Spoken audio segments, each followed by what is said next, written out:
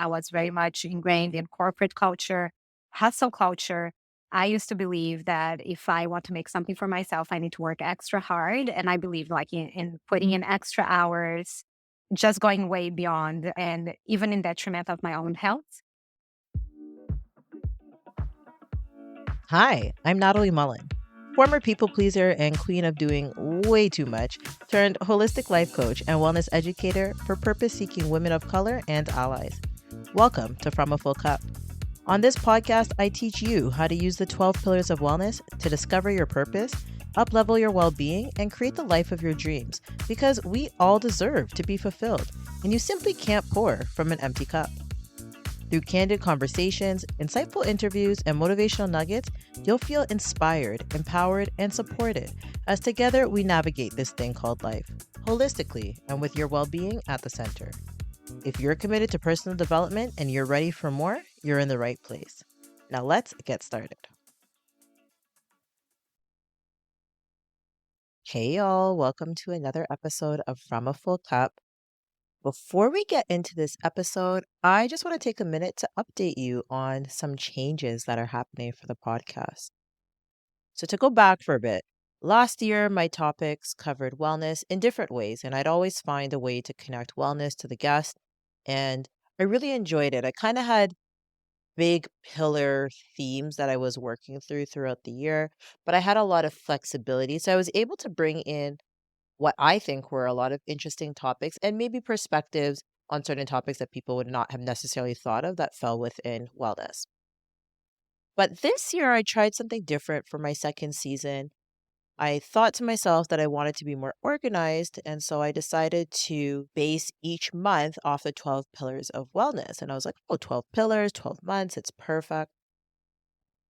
But even though I'm a holistic life and wellness coach, I've actually been kind of shifting in terms of my brand because really my brand is disruptive wellness. If you listen to the first one or two episodes, I talked about that from the very beginning.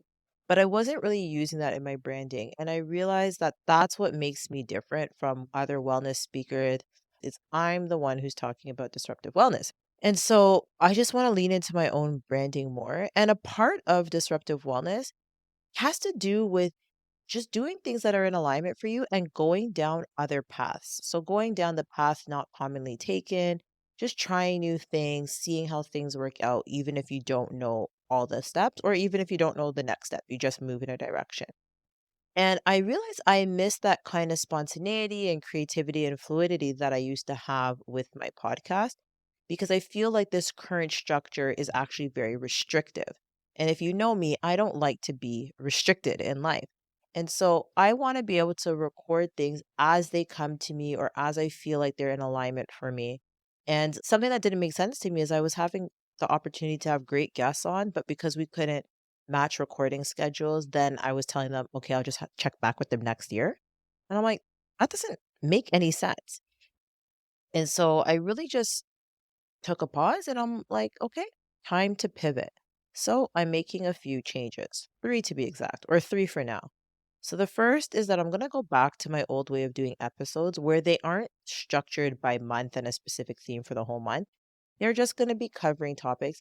A lot of them will still talk about the pillars of wellness, and I'll still potentially talk about the pillars of wellness within the episode at some point because I do think that's important. But I'm just going to allow for more freedom and flexibility, just like how it was last year. My second change is that I will no longer be doing a Thursday solo episode. I'll just leave Thursday for guest episodes.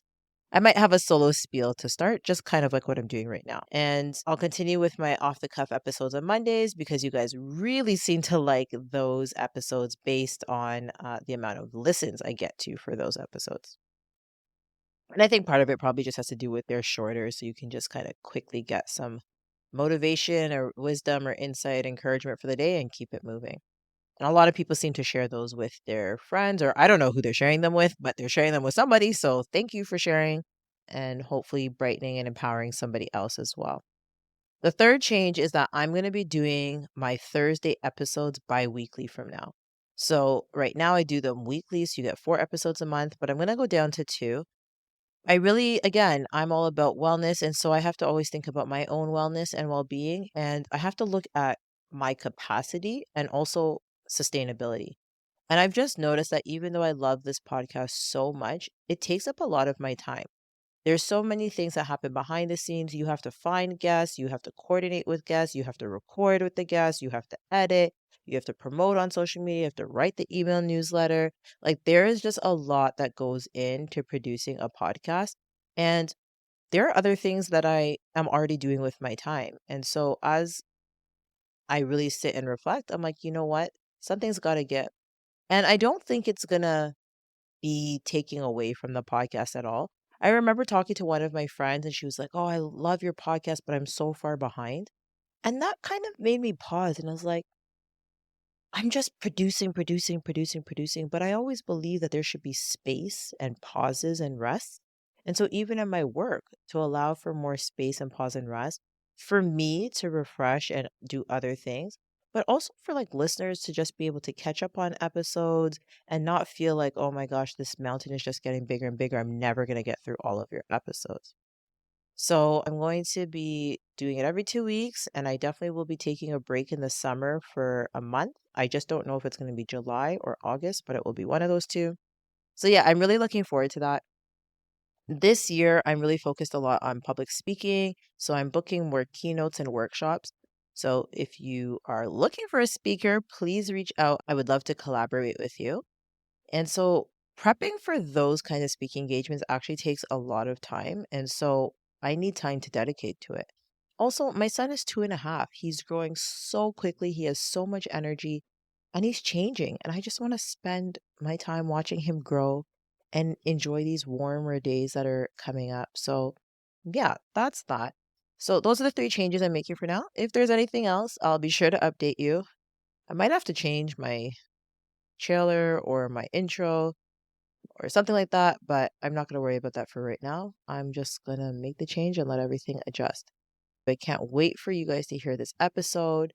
It's with Julia Falci. She is a holistic business coach and she has helped me so much in my business. She's actually a mentor to me. And I am so excited to just dig into this conversation with her, just talking about purpose and passion and so many other things that I just find really fascinating. And I hope you will too. And I hope you'll use it as a time to empower yourself. All right, let's dig in. Hi, everyone, and welcome to another episode of From a Full Cup. I'm so excited to have Julia Falci with me today, and we are going to be digging into some amazing topics, really centered on purpose. So, Julia, welcome to the show. Thank you so much. It's a pleasure. Okay, I am so happy to talk with you. And Julia, I know personally, and she has helped me so much in my business, and we'll probably get into that in a little bit. But Julia, let's just start off by talking about this idea of purpose. So many times people are searching for their purpose, wondering what their purpose is. There's a lot of ambiguity around that word, but there's also a lot of pressure. So I'm curious to know for you, what does purpose mean to you? And have you had any challenges along the way as you've tried to discover and identify your own purpose? Yes, that's such a great way to start. And it's a great question. And also so hard to define this word. It's like one little word, but has so much meaning. And I see purpose not as a noun or a thing, but it's almost something like more of a verb that it's in action and also not a thing at all. So I see it as something very abstract and something that it's evolving at the same time. So I think it's very unique to each person. It can be something different. It doesn't mean we are born with a purpose and then we're going to die with the same purpose. And in the end, I think it's all about what makes you happy and in alignment. And what are you bringing to your life, to your day to day, whether it's through work or your personal time, that you are fulfilling that part of your life. Yeah, I love that idea of purpose being a verb. So, a lot of times I think people think of purpose as a noun, right? Like it's like almost like, oh, it's on the shelf. I'm just gonna go grab my purpose today and that's it. But really it's something that we have to action. We have to take action towards it. And as we are doing whatever the things are that we're doing, that's how we're kind of tapping into it and living out our purpose. And I love that you talk about purpose, not just in careers, but also in our personal life. And I think a Mhm. lot of times people kind of equate their idea of what purpose is with their work. And if their work changes or, they're laid off or they start a new job, whatever, or maybe they can't get a job in the field that they really want to be in, then they feel like they're not fulfilling their purpose. They're not meeting it. So what would you say in response to that? Yeah, like I would love for everyone to be able to find purpose on their work life, but the reality is sometimes that's not possible. And it is in a way a privilege to be able to work with something that you feel fulfilled. So I think it's unfair to put that expectation on everyone that you need to find purpose through your work because sometimes that's not the reality. But if you can, that would be the ideal, amazing scenario. It is my purpose to support people to find purpose through work. And it would be beautiful, but it's just the reality of things. It's not for everyone. And I think that should be okay and spoken about as well. So everyone feels included and you know you can also use your personal time to do something that is in alignment with your values, your goals, and what you want to achieve. Yeah, absolutely. And I think that that can be, really powerful for people who kind of feel stuck. They're not quite sure how do they activate their purpose, right? You're a business coach, you're a holistic business coach, and that's what I love is holistic, right? Because when you're assisting people, and I have benefited from Julia's services, and Julia has been a business coach to me too, and just a great mentor. But when you're working with someone who's maybe trying to figure out what their path is, and they're trying to figure out how can they have alignment in maybe their work, but also in starting a business, what does that process look like for you in kind of navigating or helping people navigate that can be very rocky or unknown path? Mhm. Well, if I can use you as an example in one area, because I think you did something very beautifully, and we talked about this before, because it's hard to transition from a 9 to 5 into full time owning a business. And we know that's one of the main struggles financially. How can you let go of that job that is unfulfilling to having a business but generating enough income? And I think that's one of the most challenging parts as you're going through this process. And one thing I love that you did is you left an industry and a career that you had a lot of experience in. That's basic, like it was your world working with education and childcare and all of that. But how can you transition into something else that it's more aligned with your moment right now and supportive to your business as a coach yourself, a speaker, wellness advocate? So what can you do? And I love how you found purpose-driven job in a career while you can still grow the business. So I think that's a great way to go by. It's like just trying to find what are your values, what do you want to cause an impact, and trying to find the job that is aligned with that as well. Yeah, and I would say too, it's not always that clear. Like I think a lot of times people are afraid to make a decision or afraid to, you know, just take a step because they're not quite sure of what the whole roadmap is going to look like, right? But sometimes the Mhm. clarity, I always say this, the clarity comes in the doing, and you just need to take a step in the right direction. But when we talk about things like alignment, well, how do you want to feel or what's the space that you want to be in? What's the impact that you want to create? So for me, I know I want to be in the wellness space. So how can I utilize wellness, whether in a 9 to 5 job or in my own business, but that's the common theme, right? So once you find a common Mhm. theme in my 9 to 5, I feel very fulfilled because I'm still making an impact, I'm still serving others, and it's aligned to where I'm headed in this next phase of my life kind of thing, right? So I think it's so important to get that clarity. And even if you're not crystal clear, just you just need like an ounce of clarity and then you move in that direction and then more clarity comes along the way. Yeah. So I did go through some transitions in my life. I'll just share a little like tip that helped me in the process about this clarity that you just mentioned. My background is in graphic design. And when I moved to Canada, so I've been in Canada for 16 years and I saw that I wanted to change careers for many reasons. But anyway, I didn't know what to do next. So I did a list with 4 things, which is what I'm good at, what I'm not good at, what I enjoy doing, and what I don't enjoy doing. And that really helped me narrow down to switching to marketing, which was perfect because I feel like marketing is where my talent, my skills, and everything is. I think it was a great change. I love arts and I love design. So that's why I went to school for graphic design, but I was a horrible designer. So just loving arts and design is not good enough. And even knowing that I can study and perfect my skills and become better at that trade, I just know like I'm never going to be as good as I want to be or as good as my peers and all of that, which drove me to look for something else. And I think realizing like maybe you love something, but you're not great at it, or like you don't like something, but you're good at it, but can you use those skills in another way? So I think this kind of self development, like knowing yourself and putting that on paper is really supportive to gain clarity. Yeah, I think that's such a good strategy. And I just did a podcast, an off the cuff episode talking about what do you not want to do? Because I think a lot of times in life, we're always thinking, what do we want to do? Right. But it can be equally as powerful. And you can get a lot of insights from thinking of the things that don't make you feel good when you do them, or you don't want to spend your time doing them. And so it causes you it removes opportunities off the table, but that's good because you're trying to narrow down, you're trying to get more aligned. So if you I love that Mhm. idea of putting those 4 things on paper, and paper is good because sometimes it can stare you back in the face, right? Because sometimes everything's in your head and it can kinda get jumbled and you're not sure, but when you put it on paper, you can really sit and reflect. You can have those words come back to you, and then you can really figure out what you're doing. And so now you're a business coach, but you're still able to use your marketing background. You're able to help your clients with marketing strategy.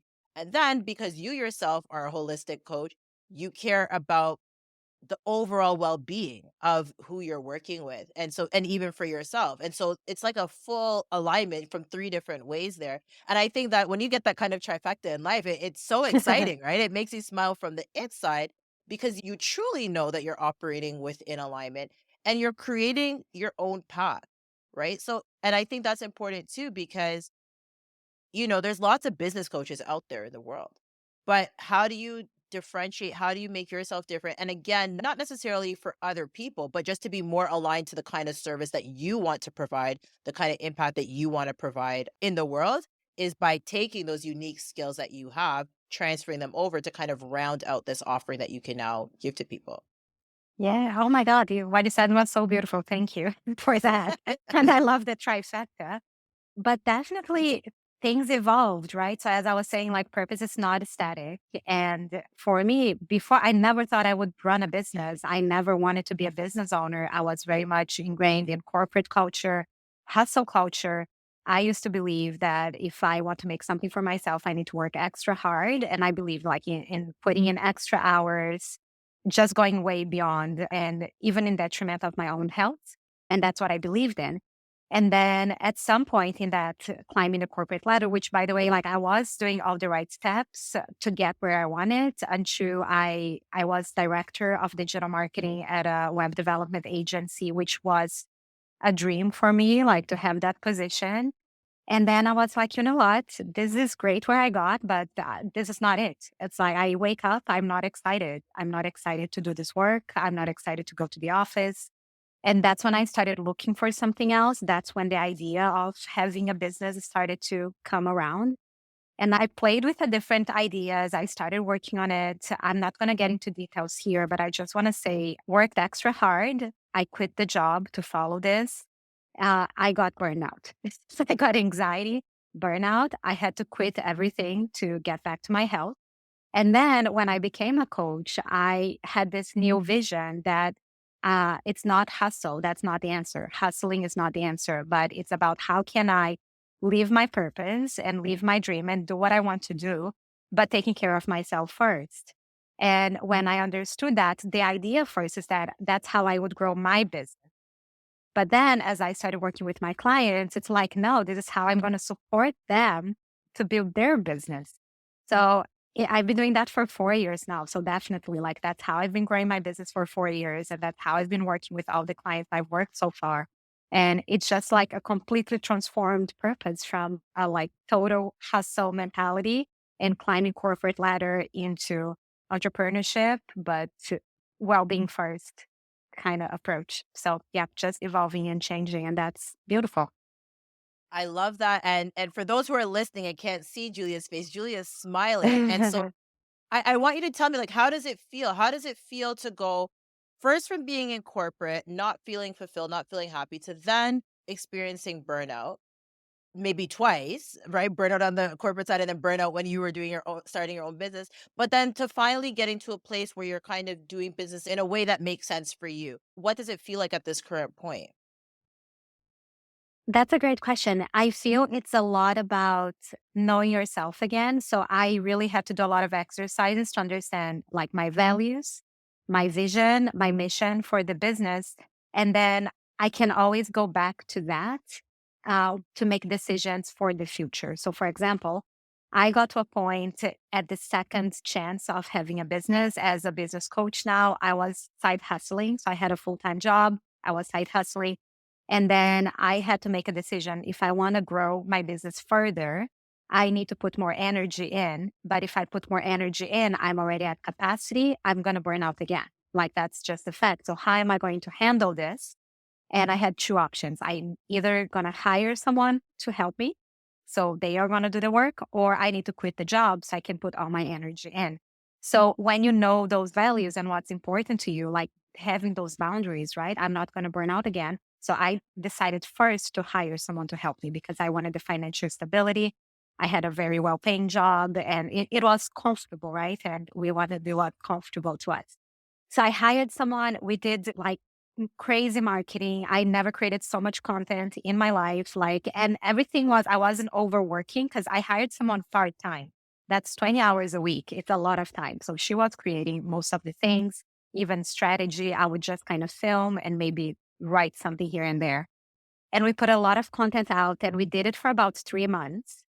And it was a great experience. But after 3 months, we had a launch during these 3 months, and my results were the exact same as the previous launch before I hired her. And then I had to think about it. What am I going to do? Like, do I keep going like this or do I quit? And that's the thing, that's the uncomfortable and getting out of the comfort zone. But I knew it was a bit of like, I have to take the leap of faith and I need to put my energy into this business. I was already making enough that I could quit.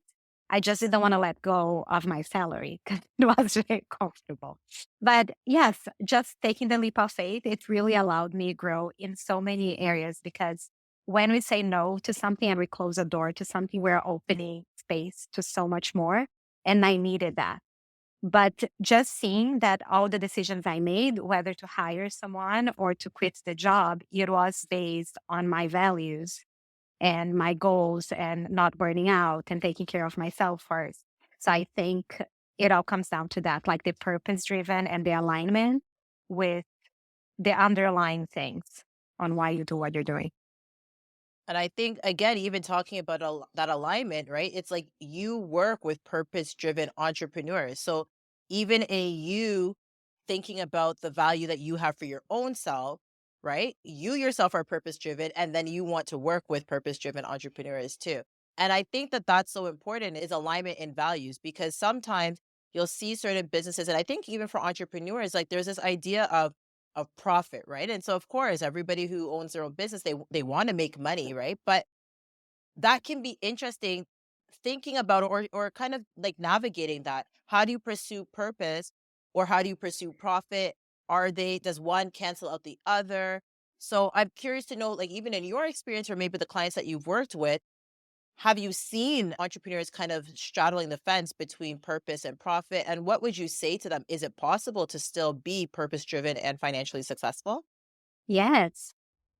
I think a lot of people in this space definitely they are here to help and support others, and it can be harder to charge to do that because it's just something that they just want to do it. It's like they just want to help, and it gets hard to charge or even to charge what they are worth it. But we need to do this because if we don't get paid fairly to have a fair life that we desire as well, eventually we are not going to love this work anymore, and we're going to stop doing the stuff that it's actually helping to change the world in any, even if it's a tiny little thing that we're supporting with, we won't be able to continue that work unless we're getting paid fairly. So being profitable is 100%, it's necessary for your business to thrive long term and for you to keep doing that work. And I see that with how I am working as well. So if I'm supporting other businesses to thrive and to get paid and to all of that, they can do their work. And then by doing their work, they're supporting other people. And then it's like that's how we create change. And it's very important. Like we need to definitely learn how to combine it is possible and we need to combine both for sure. Yeah, and I think that there's like a limiting belief. There's something that affects or impacts our mindset, right? When you're doing purpose-driven work or when you're doing work to serve others or to impact others, I think a lot of times, and especially for women owners, there's kind of like this guilt that people feel in the back, like, well, I don't want to charge too much because I'm not sure if the other person can afford it, or I just want to help, I just want to serve, and so I'm just going to charge the lowest. But one of the things that happens is this leads to burnout over time too, right? And like Hmm. a perfect example of this is, let's just use a social worker as an example. So a lot of times people in social work or just in general working for nonprofit companies, they don't get paid great huge figures. And then what happens over time, the work that they're so passionate about, changing our communities, doing things for good, helping people improve their lives, they end up burning out because they don't have that financial stability to kind of help them, navigate. And so they're struggling in their personal life, and then personal and professional, we can say those two words, but everything is interconnected. You can't completely separate your work life from your personal life and vice versa, right? We always talk about this holisticness and this interconnectedness when we think about our well-being and just our existence in general.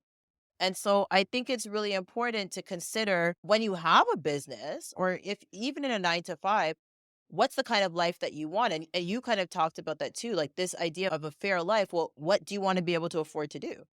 Hmm. Where do you want to buy your groceries? How do you want to eat? How do you want to live? Do you want to travel? Do you want to have your own car? Like, right? Like all of those what might seem like nitty-gritty details, they're actually really important because that is what guides you in terms of even understanding how am I going to price myself and also there's also a connection to value and to worth. And I think sometimes people might not feel that they can charge a certain price because they doubt their own value or their own worth. And so I'm going to tie this back to mindset for a second because that is another pillar. Have you experienced that maybe with some of the clients that you're working with, that there's kind of like a belief that they have to overcome about their value and worth before they can charge higher? 100%. I would say almost all clients I work with, especially I work a lot with women who are immigrants as well.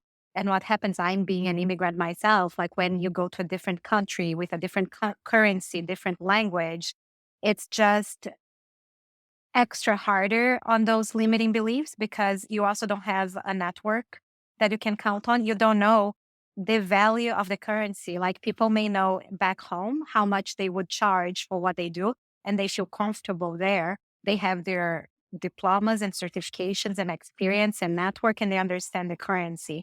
As soon as you move that person to a different country, most of them even feel like stripped even from their diploma. It's like as if they don't have that anymore, as if all the experience that they had so far doesn't exist anymore. And when you put it even a different currency now, it's like there is no understanding how much is that worth in this market. I'm not sure. And coming from a third world country where like dollar is so much higher, it just feels extra like an extra gap. Like I'm not worth this many dollars. So that's something that definitely comes up a lot. Um, there is a lot. It's not easy to go around, but definitely there's a lot of mindset work that can be done. One thing that I really think that can help is seeing the market and understand how much the market charges. So even talking about my experience in corporate, I went through that in corporate. So I was making minimum wage when I arrived in Canada, and that was like $7.80 at the time, like in 2008. So in the end of the month, and I was working part time. In the end of the month, I had $1,000, and that was just my reality. Like I didn't know any better. I was making $1,000 in the end of the month.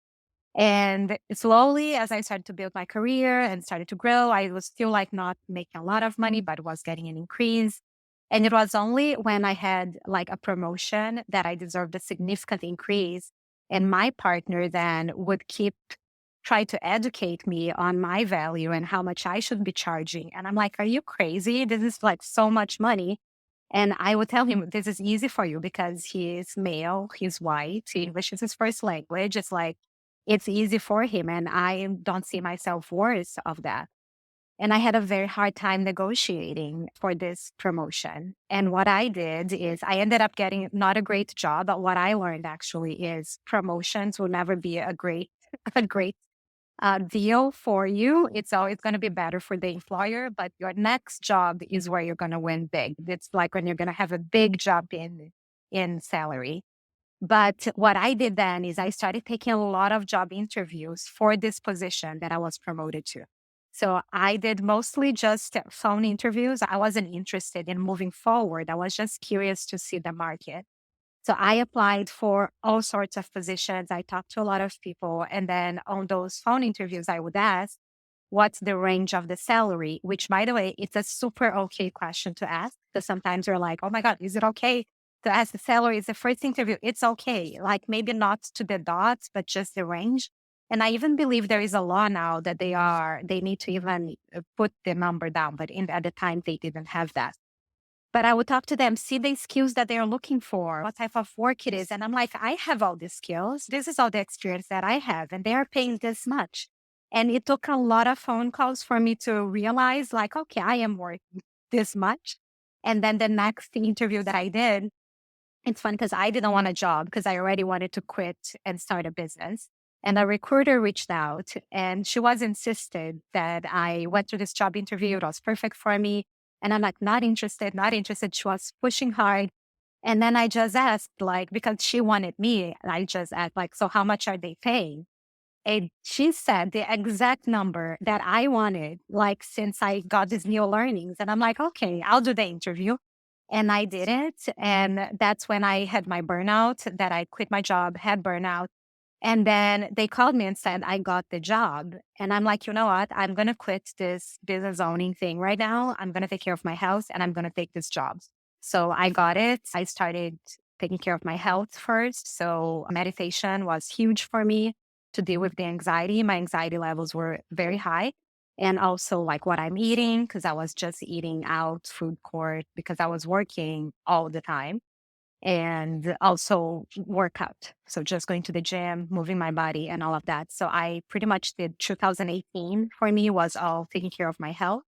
So then I could get back into this new purpose and see things in a different way. But anyway, long story short, this like seeing the market, how much it costs for what you do, remembering like your experience, your diploma and everything that you have accumulated over time. I tell my clients like make a little folder with messages from your clients that are praising you and thanking you for the work you did for them, how you changed their lives and things like that. And whenever you need a little boost, like just read through those messages and really, yeah, there's so much you can do to just get your value, your worth, and to support you in charging more. But I understand it's hard, but it's doable. Yeah, that's really good advice. This idea of kind of seeing what's out there in the market, because that helps you to elevate your own mindset about what you're worth. And that was such a great example of like calling, doing all these phone interviews so that you can hear from somebody else, like what this is what they would pay for that. So then it kind of reaffirms your worth that you might have been doubting because now you're collecting evidence. That's really what you're doing. You're collecting evidence from multiple people, multiple companies to show that this position is worth this value, this salary, right? Even if that salary was for you, like, whoa, this is a lot. The more evidence that you collect and you see, well, other people can get this. So why can't I?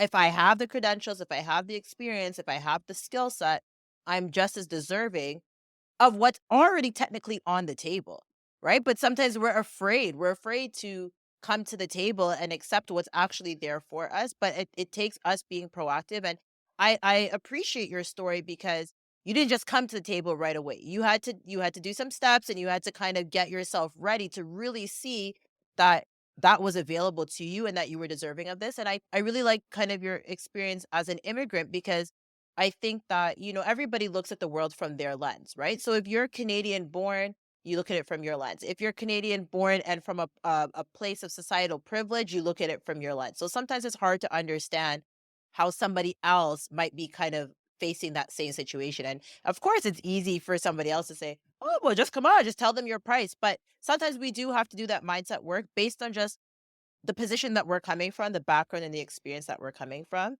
And there's nothing wrong with that. It's just how do we work through those things? And I'm going to connect this to community because even in this sense, your partner at the time, that was a person who was supporting you in terms of community, so to get an idea of what somebody else thinks. Because I think sometimes you can be so in your head, and it can be helpful if you're talking to the right people who are supportive of you, who maybe know a little bit more than you and can just share things. Like sometimes in life we just need hacks or people to just give us like the go-tos because we don't know everything. Especially if you're coming from another country and you're just in a new society, a new space, even in a job. You just might be in a job where you've never done this kind of work before and you kind of need that insider information. And I know something that you love to do is have communities of women come together. Like you're really a champion for building these communities.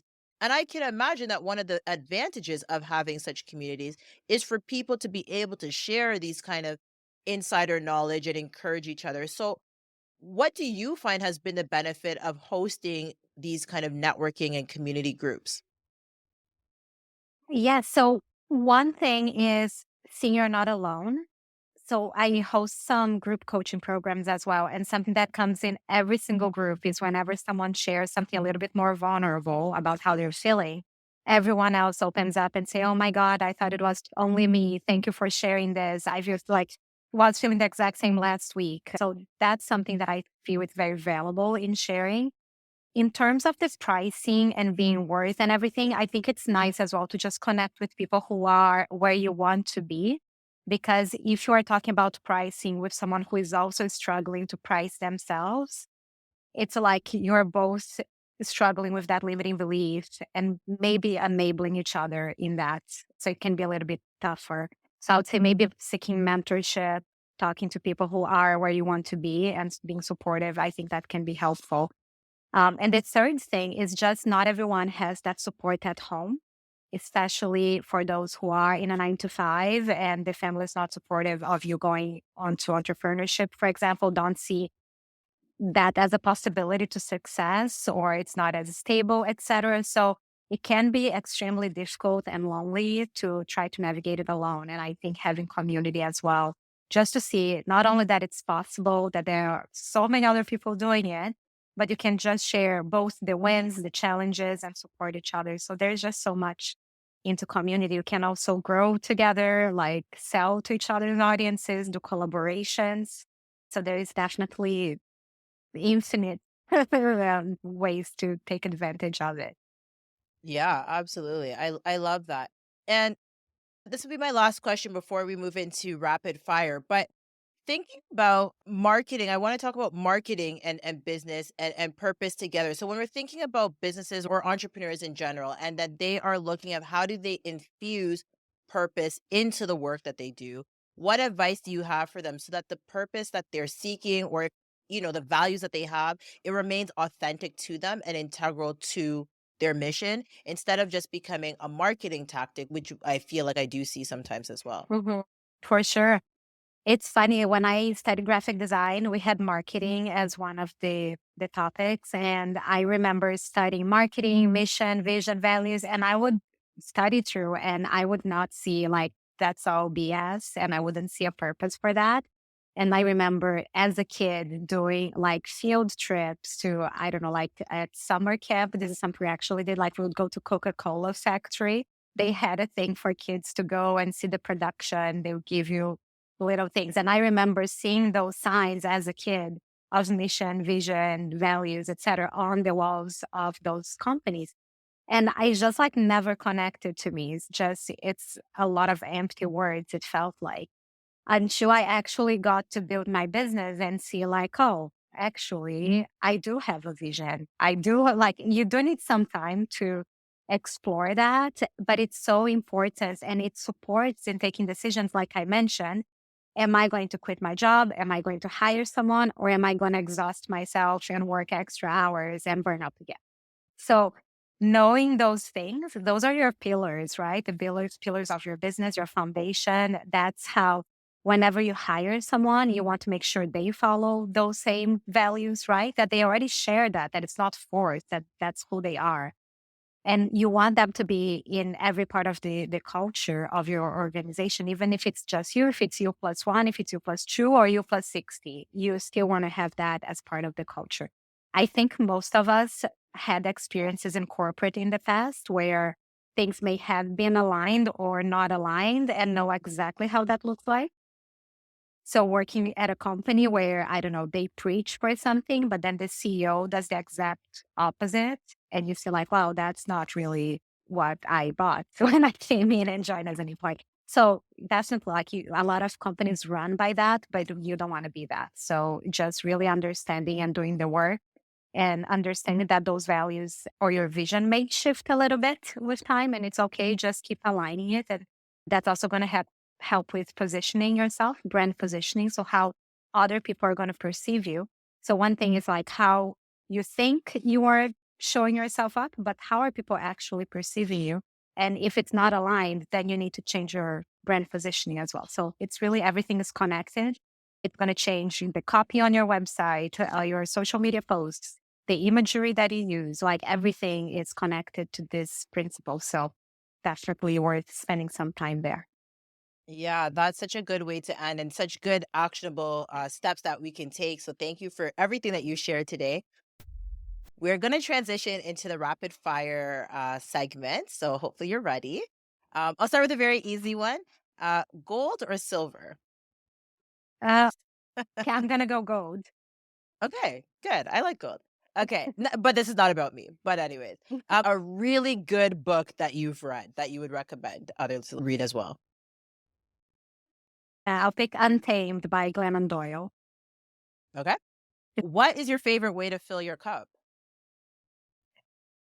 I love doing nothing, like laying down on the sofa, resting, doing nothing. Yeah. No, I love that answer. I wish more people would say that, honestly. I think our society is detached from this idea of rest, and I think it I is one of the most restorative things we can do. In 3 words, what's your version of a healthy life? balance, happiness, and alignment. I love it. I love it. Okay, Julia, thank you so much for coming on today's podcast. You've shared just a wealth of knowledge so authentically, so much in alignment. So it's great. And I just want you to tell the listeners about yourself, the services you offer, how they can get in touch with you. Thank you so much, Natalie, for having me. This was great. So my Instagram is where I hang the most. So if you want to follow me there, it's just my name at Julia Falci at ALCI. So I work as a business coach, both in group programs and individually. I also host clarity sessions. So clarity, it's actually a great single session if you are not sure about your purpose and what to do next in your life.